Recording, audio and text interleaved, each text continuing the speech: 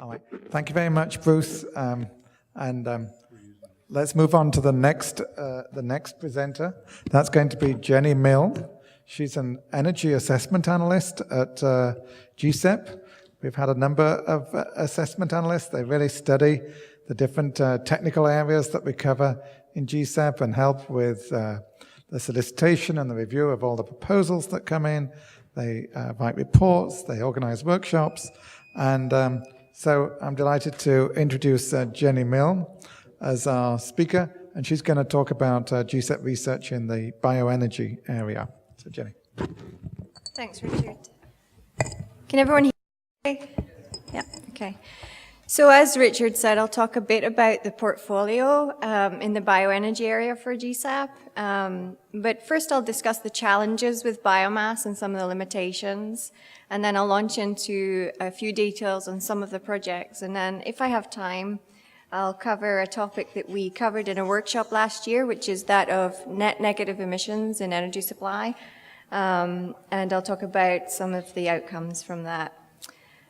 So no matter where you are in the world, biomass has some basic needs. And these are summarized here on this slide. It needs sun, CO2, water, land, and nutrients.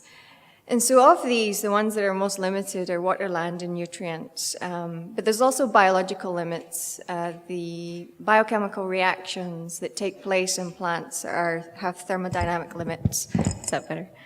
And you see here on the right-hand side that really the best efficiency from the sunlight that any plant can achieve that we know of today is about 4% or 6%. So these are two different types of biochemical mechanisms, C4 and C3 plants. In reality, so this is a theoretical efficiency. In reality, it's not even this much. It's maybe 1, 2, or 3% at best.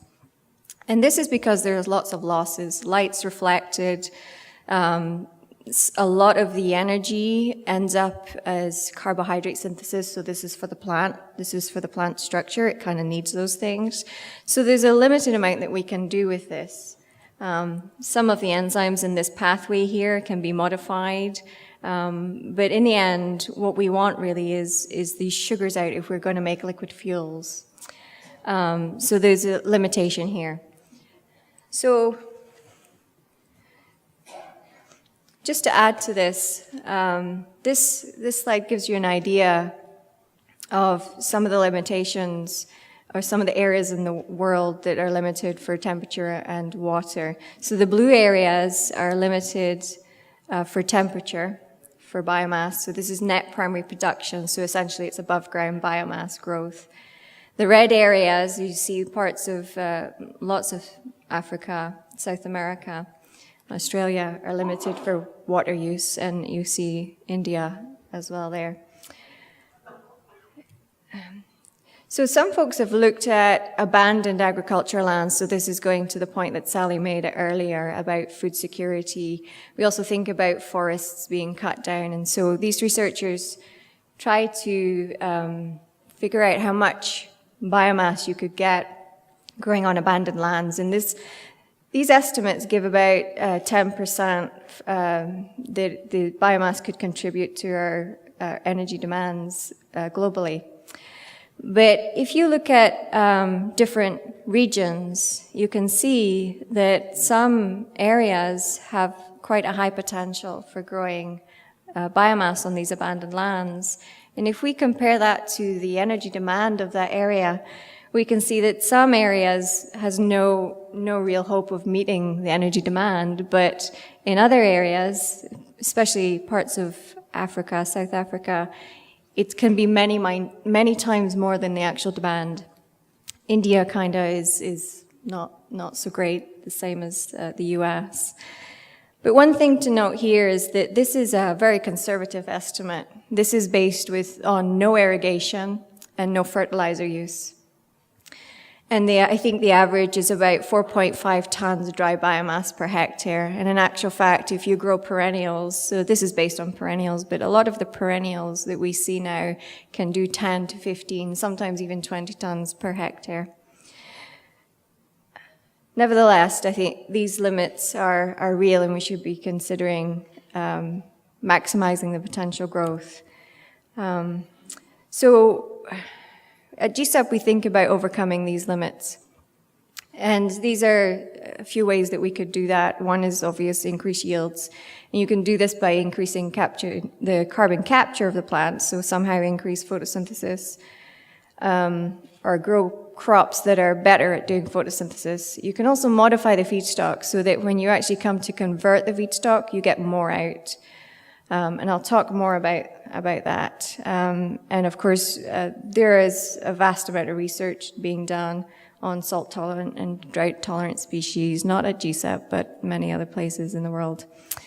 And then lastly, you can engineer pathways. You can do this not only in photosynthetic systems, but in bacterial systems.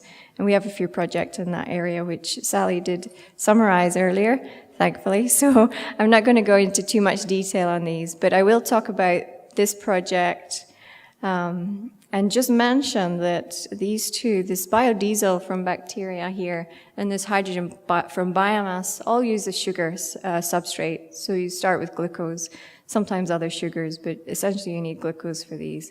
So you still need somehow to get the sugars out of the plant cell wall. So this pie summarizes essentially the composition of plant cell wall. It's 20 to 30, 40% lignin, depending on the species you look at.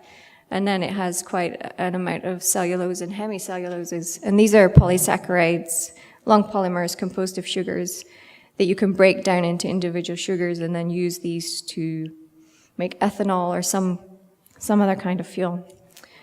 And I'll go on to talk about this last project here, methane from microbes, in a bit more detail just now. So this one is aimed at essentially a storage technology that is a form of reverse fuel cell. At least that's how I think about it.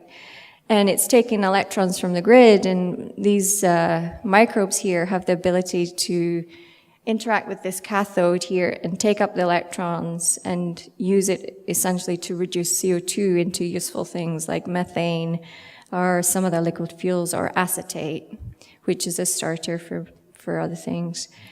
And it would do this by taking flue gas or atmospheric CO2, so it could be net zero CO2 cycle. So back to the lignin story. We had about 4 projects in this area, maybe 5 years ago, and we have one ongoing. And one of the main problems with these new feedstocks, so these lignocellulosics are essentially the feedstocks we want to move towards because they have a number of advantages over corn, which is how we get ethanol now. And those advantages include things like reduced inputs are needed, higher yields, they have greater root systems so that they replenish the soil. On the other side, corn has a lot of disadvantages. One advantage is that we've been doing it for some time, and that the sugars we need are stored in these kernels as starch, and we can break this down easily and get to it easily. But I think the consequences of using corn over years is apparent, especially in the Midwest and the Gulf of Mexico, from nitrogen runoff from fertilizer use. And it requires a fair amount of inputs and irrigation. But with these lignocellulosics, there's a few barriers here. And one is the processing cost. And that's because of the content of the walls, which is rich in lignin. And it means that basically you need to do energy-intensive processes to be able to remove the lignin and get access to the sugars so that the enzymes can break them down. And so the 4 projects are summarized here. And they were aimed at not necessarily reducing the amount of lignin, because we can see effects of doing that. And sometimes the plants are dwarfed to greater or lesser extents, or sometimes they're just not viable. But what you can do is replace some of the lignin units. So it's essentially carbon-rich skeletons here with these aromatic rings. And these are joined to each other in the wall, but at the same time they're joined to the other polysaccharides. through different bonds. So by putting different molecules in the wall with different structures, you can create a lignin that's functional, but can be more easily removed with, say, weak acid or lower temperature or pressure than you would normally use. And some of our researchers have been quite successful at that, and there's a few patent applications and lots of publications. And interestingly, you know, they have found mutants as well, that you can take the plant and just do a crude assay and you get a lot more sugar release. In some cases, there's a dwarfism effect from that. So the new project that they're working on altogether is to try to overcome some of these dwarfism features. This is a very extreme example. Most of them are not this small. Most of them are about 3/4 the size of a wild-type plant. But interestingly, one of these projects, one of these different molecules, also shows easier digestibility in cattle. So if you use this feedstock in cattle, it can lead to easier digestion of the fibrous components. So there may be multiple benefits from this kind of research. Another thing, this is one of the projects in this area as well. This is Chris Field's work, who tries to assess biomass and the effects of biomass and food security and all kinds of things. And this looks at if you're to put perennials, so like the switchgrass or miscanthus plants, in areas where corn normally grows, you can see it has an effect on the albedo, so the reflection of sunlight. And if you include the rooting depth, which goes down to about 2 meters, you can see that there's a lot more of a cooling effect. So this shows that you get up to a 1 degree C cooling, local cooling effect. And that's largely due to evapotranspiration from the leaves and some cloud, you know, this mist reflecting the sun back. So how much time have I got left? Okay, thanks. So I'll do a shortened version of this. So last year in June, we had a workshop on energy supply with net negative carbon emissions. And this was one of our theme leaders, so Chris Field is our theme leader, and the role of theme leaders is to advise us on new areas. And so we held this workshop based on his advice, and it was really came out of the apparent rapidly increasing emissions of CO2 and a number of other things, and the concern of climate change. From the modeling scenarios, so these are, you know, a lot of the modeling scenarios that have been done over the years show that essentially the actual emissions fall in between these, in the middle of these scenarios. Back in 2007 or so, this decline is due to the global financial crisis, but now it's predicted to grow at a rate of 3%. From 2010 onwards. So I think, you know, I think we should still need to do something about it. So the anthropogenic contribution is largely from the energy sector. I won't talk about the effects, ocean acidification or anything, but I just want to show you this. This is a study that estimated, so it shows the committed emissions, basically, from our energy infrastructure. And this is a fossil fuel producing plants, and it is basically, if we phase them out from today over the next 40, 50 years, it shows still that we're going to have a 1.3 degree C increase average, or that's the mean estimated increase above pre-industrial era. So we'd peak at about 430 parts per million CO2 in the atmosphere. And that's with building no new fossil fuel plants. So, and I doubt that anyone in this room thinks that we're not going to do that. So, so this just summarizes, if you take away those non-energy, so the non-energy emissions down here, and you just think about the energy infrastructure, you're still going to get to a 1.2 degrees C warming. And if we have continued expansion of the fossil fuel infrastructure, cumulative emissions could mean that we peak at 600 ppm by 2100. And so I want to talk about this because Professor Ramanathan mentioned it, but basically we need to think about the lifetime of CO2 as well. So whatever we do now will have effect for a very long time. And so we think about potential carbon sinks, and that was one of the things that came out at the workshop. Almost done. And this lists some of those potential sinks, and as you can see, biomass is potentially an important factor there. And this is a report from the workshop you can find on the website, but some of the key findings are summarized here, and it's basically thinking about looking at the whole system, the whole life cycle.